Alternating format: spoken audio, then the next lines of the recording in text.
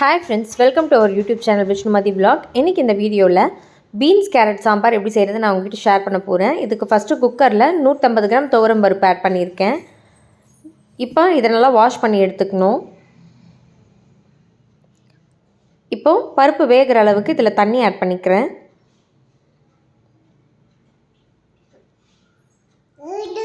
நாலு medium size தக்காளி cut பண்ணி வச்சுருக்கேன், அதை ஆட் பண்ணுறேன்.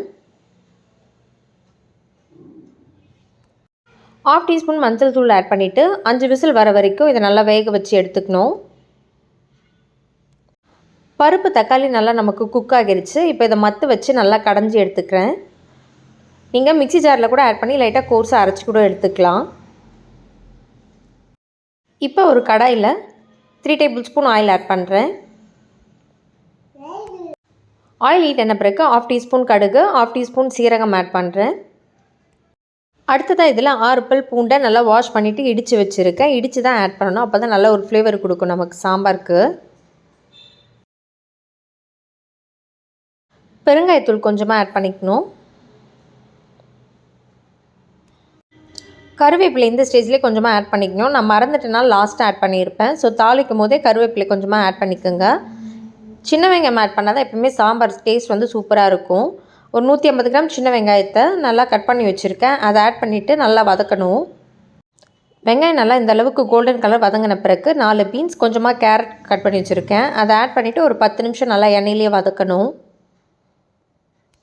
10 நிமிஷம் நல்லா வதங்கின பிறகு மிளகாய்த்தூள் 1 டேபிள் ஸ்பூன் ஆட் பண்ணுறேன். தேவையான அளவுக்கு கல்லுப்பு ஆட் பண்ணுறேன். இப்போ இதை நல்லா மிக்ஸ் பண்ணிவிட்டு வெறும் பீன்ஸ் கேரட் வேகிற அளவுக்கு கொஞ்சமாக தண்ணி ஆட் பண்ணிக்கணும். நம்ம ஆட் பண்ணிவிட்டு இது குக் ஆகிற வரைக்கும் வெயிட் பண்ணலாம். பீன்ஸ் கேரட்லாம் இப்போ நல்லா நம்மளுக்கு குக் ஆகிருச்சு. இந்த ஸ்டேஜில் கடைஞ்சி வச்சுருக்க பருப்பை ஆட் பண்ணுறேன். நல்லா மிக்ஸ் பண்ணிடலாம். ஒரு நெல்லிக்காய் சைஸ் அளவு புளி ஊற வச்சுருக்கேன். அந்த புளி தண்ணியும் ஆட் பண்ணியிருக்கேன். ஆட் பண்ணி நல்லா மிக்ஸ் பண்ணிடலாம். புளி தண்ணி ஆட் பண்ணி 5 மினிட்ஸ்க்கு அப்புறம் கருவேப்பிலை மறந்துட்டனால நான் இந்த ஸ்டேஜில் ஆட் பண்ணியிருக்கேன். ஃபைனலாக இதில் வந்து கொத்தமல்லி தூவி மிக்ஸ் பண்ணி சர்வ் பண்ணிங்கன்னா ரொம்பவே டேஸ்டியான பீன்ஸ் கேரட் சாம்பார் ரெடி. கண்டிப்பாக நீங்களும் உங்கள் வீட்டை ட்ரை பண்ணி பாருங்கள். ட்ரை பண்ணி பார்த்துட்டு எப்படி வந்ததுன்னு மறக்காமல் கமெண்ட் செக்ஷனில் ஷேர் பண்ணுங்கள். Like, share, subscribe and keep supporting to Vishnumathi vlog. Thanks for வாட்சிங் திஸ் வீடியோ ஃப்ரெண்ட்ஸ்.